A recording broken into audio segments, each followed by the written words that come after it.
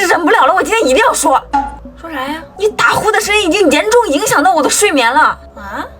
你打呼声音超级大，而且睡得特别死。我每天叫你根本就叫不醒，叫了几百遍，全宿舍都醒了，就你还在那呼呼大睡。你只有翻身的时候才会消停那么一小会儿，只有一小会儿，而且你都不怎么翻身。我每天都被迫熬夜到2、3点。我打呼吗？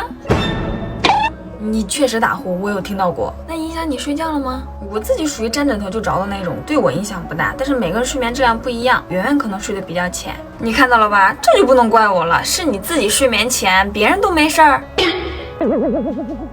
我仅代表我自己哦，我自己没有被影响，但不代表别人没有哦。他是他，我是我，他怎么样我不管，你想到我了，我就有资格说。那你搬出去吧，凭什么要被影响的人搬出去啊？你怎么不搬出去？因为我没事啊，你觉得你被影响，那你就该自己做出改变啊，你不能要求其他人为了你的舒服做改变吧？况且打呼是我能控制的事吗？我都不知道我打呼，打呼是病，是可以治疗的，我都上网搜了。你才有病呢！你觉得睡不着你就搬走，不搬走你就忍着，你天天这么影响别人睡觉，你都不会觉得不好意思吗？哎，你不觉得是自己的问题吗？全宿舍就你被影响了，其他没人跟我说过呀。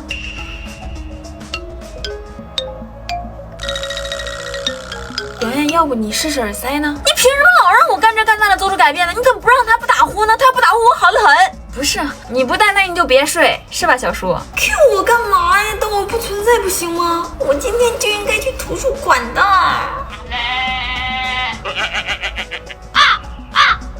那个娟娟啊，圆圆确实因为你打呼一直都没怎么睡好，所以她有情绪也是在所难免的。